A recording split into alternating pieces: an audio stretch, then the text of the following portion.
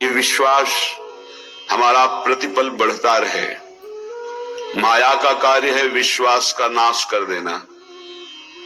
इतने दिन हो गए भगवान का नाम जप करते हुए, आराधना करते हुए, क्या काम बना? कोई काम तो नहीं बना, और विपत्तियां आ गई और परेशानी आ गई, खत्म श्रद्धा विश्वास। जबकि बहुत सुंदर कार्य ये हुआ कि आपके हृदय के मलिन विचार बाहर निकलकर नष्ट हो गए, पर आपने उनको बाहर निकलना ना देख करके उन्हें अंतर में आना मान लिया कि जब से नाम जप किया तब से अंतर में बड़ी मलिनता आ गई। नाम जप करने वाले को जो दुख विपत्ति मिलती है वो बहुत बड़ा प्रारब्ध बहुत छोटे में कटा दिया जाता है।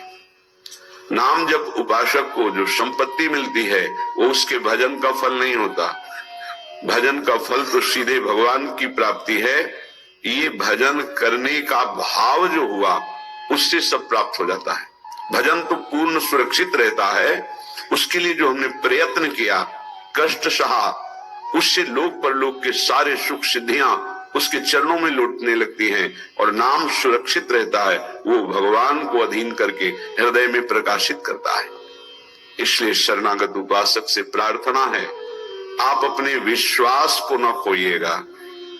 चाहे जैसी परिस्थिति हो, चाहे जैसा मन का भाव हो, आप अपने विश्वास को दृढ़ रखेंगे तो ये आपको भगवत प्राप्ति करा देगा। ये आपकी समस्त कामनाओं को पूर्ण कर देगा। इंतजार कीजिए, समय का इंतजार कीजिए। यदि विपत्ति आई है तो ये पाप कर्म का फल भुगताने के लिए विधान आया है। इसको धैर्य पूर्वक नाम जप करते हुए सह जाओ। आगे बहुत प्रकाश है, बहुत मंगल है, बहुत सुख है, ये विश्वास कीजिए। ऐसी ऐसी माया अंतर में वृत्तियां पैदा कर देती है, बाहर से घटना पैदा कर देती है कि उपासक हार जाता है, परेशान हो जाता है। अब क्या करें? तो एक ही उपाय है, बस संसार में चले जाएं। वो सुख का साधन संसार समझता है। ये समझ जब तक रहेगी तब तक हमारे गिरने के चांस हैं। धन्य है वो उपासक जिसने निर्णय कर लिया है, आनंद मिले ना मिले, सुख मिले ना मिले, गति बने ना बने, मेरे जीवन का उद्देश्य अब सत्य पर चलना और निरंतर नाम जप करना है। धन्य हो गया, वही परम साधु हो जाएगा, वही परम मंगल में भगवान को रिझाने वाला महाभागवत बन जाएगा, जिसकी नियम निष्ठा है। विश्वास कीजिए, बिना इस नियम निष्ठा के आप आगे नहीं बढ़ सकते। अगर आपके मन में है कि ऐसा कोई मार्ग मिले जिससे हमें कभी बुखार ना आवे, जुकाम ना हो, कोई रोग ना हो, कोई तिरस्कार अपमान ना हो, कोई विपत्ति ना हो, तो आप विचार कीजिए, भगवान जब यहाँ अवतार लेकर लीला करते हैं तो उनके भी जीवन में देखा गया बड़ी विपत्तियां, बड़े विघ्न, बड़े बड़े महान असुर, उनके विरोध में संघर्ष में जीवन। आप तो कर्मों का फल भोग रहे हैं, भगवान तो कर्मों को अधीन करके जीव को मुक्त करने वाले हैं, समस्त पापों का नाश करके निष्पाप करने वाले हैं।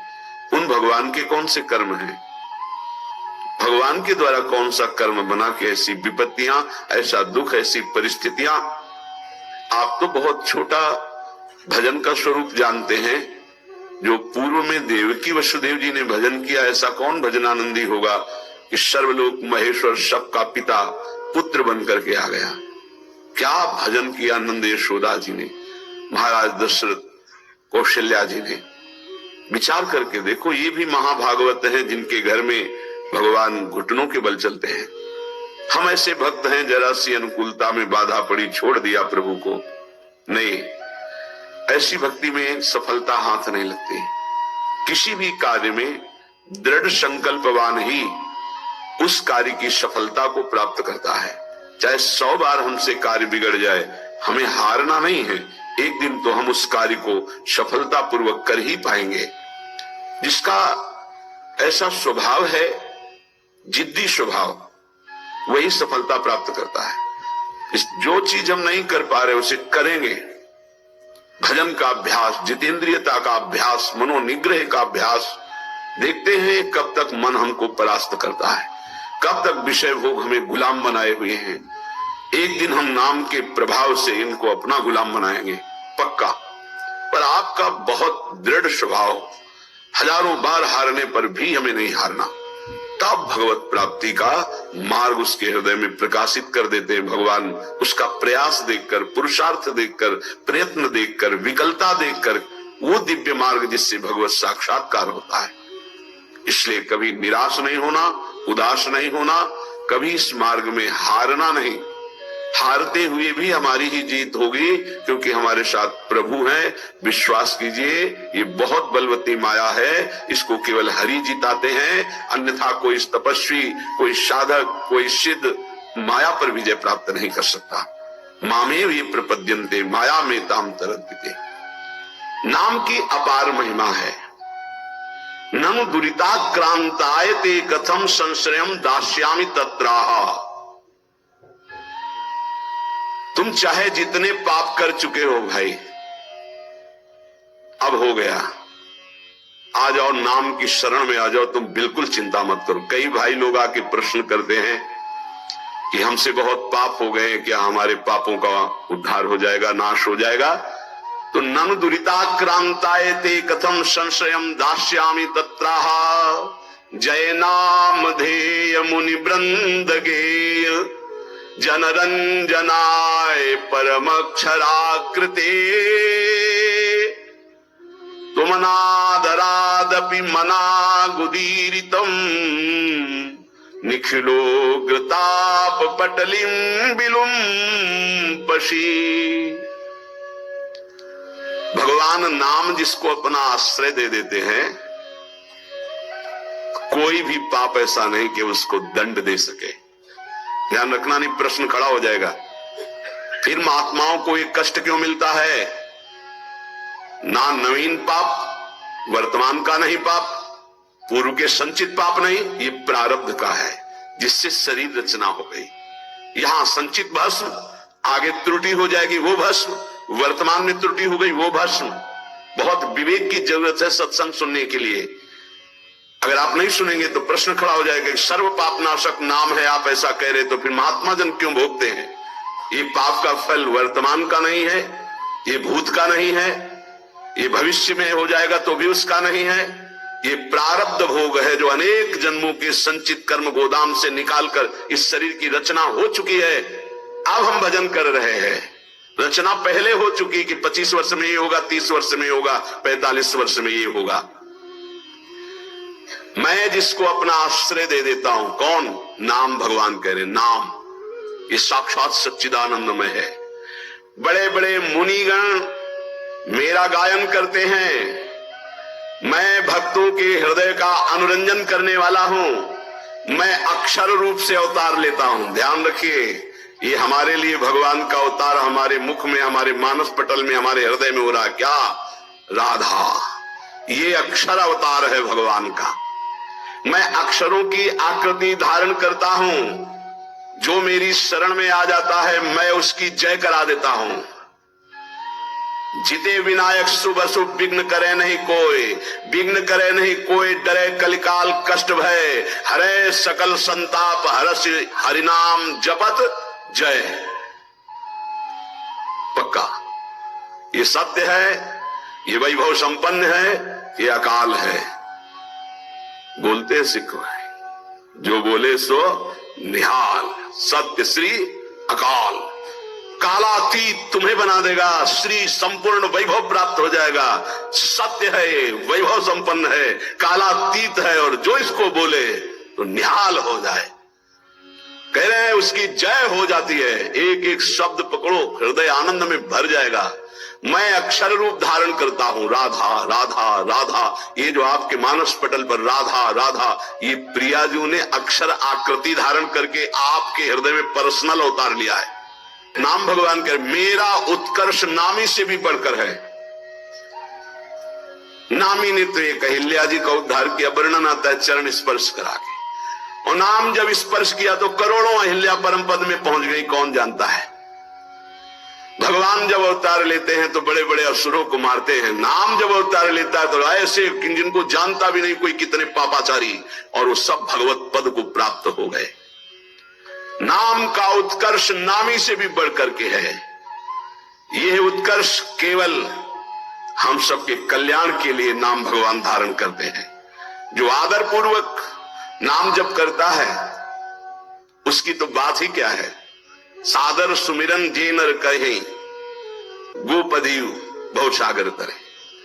गाय के खुर के गड्ढे में जैसे जल भरा हो तो पार होने में क्या देर लगती है, ऐसे भव समुद्र पार हो जाता है जो सादर नाम जप करता है। लेकिन यहां कह रहे हैं यदि अनादर पूर्वक भी जपे, उपहास करने के लिए, संकेत, या देखें भाई क्या होता है नाम जप करने से, आदि आदि, बहुत ऊंची बात लिखी।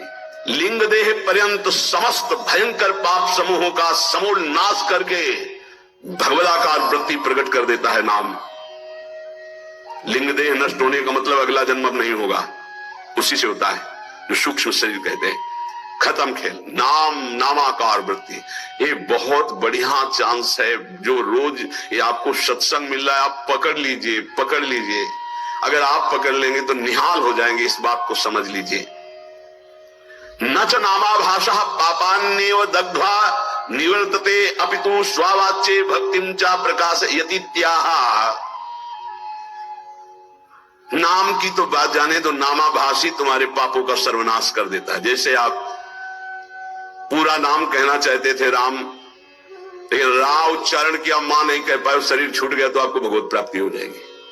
पूरा नाम उच्चारण करना चाहते थे राधा, पर रा उच्चारण हुआ, धा नहीं कर पाए और शरीर छूट गया, आपको भगवत प्राप्ति हो जाएगी। यदा भासोप्यद्युन कवलित भवध्वांत विभवो दृशम तत्वाधानामपि दिशति भक्ति प्रणयनीम जनस्तस्यो दातम जगति भगवन् नाम तरणे कृति ते निर्वुक्तुम काहि महिमानं प्रभवति। यदि जिह्वा से निकल रहा है राधा राधा राधा राम कृष्ण हरि जो नाम, बोले ये पाप ही केवल भस्म नहीं कर देता, पाप प्रवृत्ति को भस्म करके विशुद्ध भक्ति को प्रकाशित करता है। ये बहुत पाप की जड़ है पाप प्रवृत्ति, दुर्वासना मम सदा परिकर्षण, ये बहुत ऊंची अवस्था तक जाती है, चिंगारी रूप भगवत साक्षात्कार तक बनी रहती। ध्यान रखना, भगवत साक्षात्कार जब होता है तब बात खत्म हो जाती। मम दर्शन फल परम अनुपा जीव पाओ निज सहज स्वरूपा। ये छोटी मोटी साधना से दबते हैं, चिंगारी बनी रहती, घास फूस मिली, हवा अनुकूल पड़ी तो ज्वाला बन जाएगी।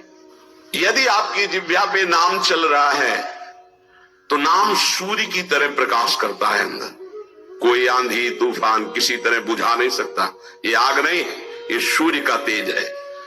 संसार में कौन ऐसा प्रवीण होगा जो नाम की संपूर्ण महिमा कहने में समर्थ हो। कहूं कहां लगी नाम बड़ाई, राम न सकही नाम गुण गाई। भगवान भी अपने नाम की महिमा का पूर्ण वर्णन नहीं कर सकते तो औरों की बात क्या। असमोर्ध महिमा आज तक कोई नाम की यथार्थ नहीं कह सका। 2000 जिह्वा वाले भगवान शेष की महिमा का वर्णन करते करते पूर्ण आज भी नहीं कर पाए।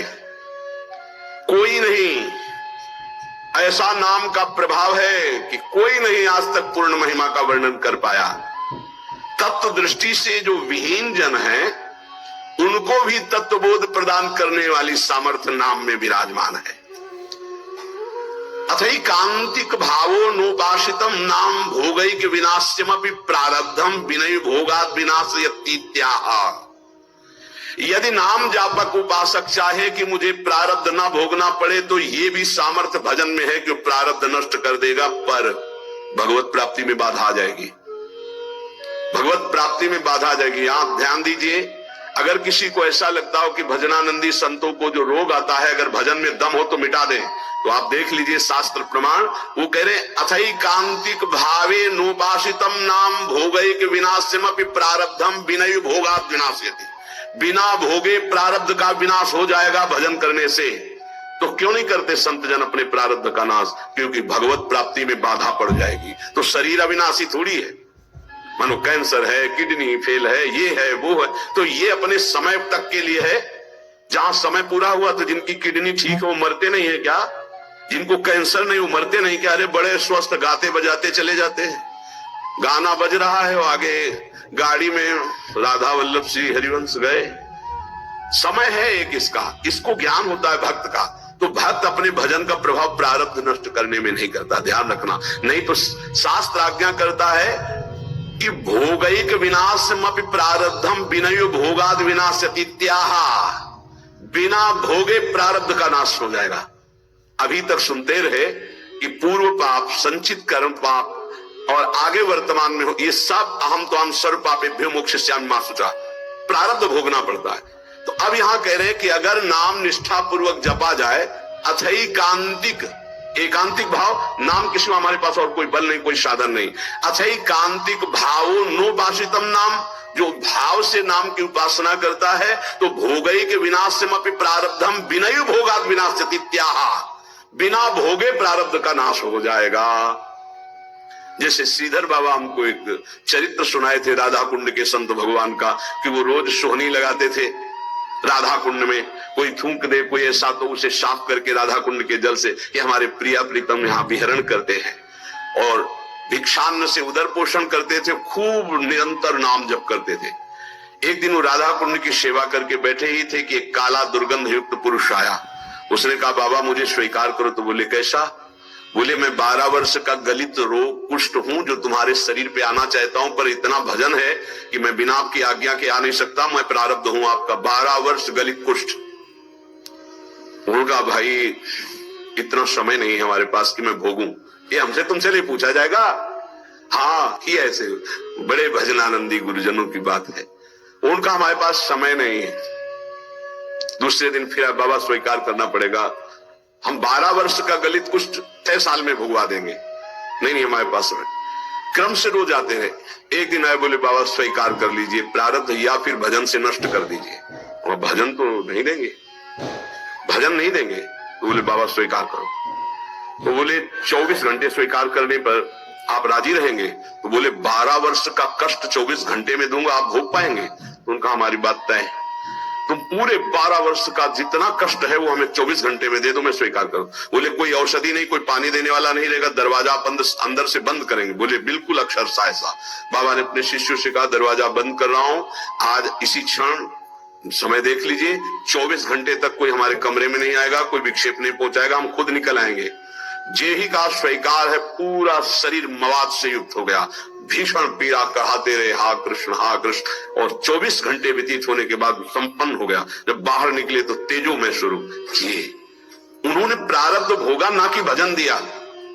श्रीपाद प्रबोधानंद जी महाराज कह रहे हैं, ये देखो शरणागति है प्रिया प्रीतम की, प्रिया प्रीतम के धाम की।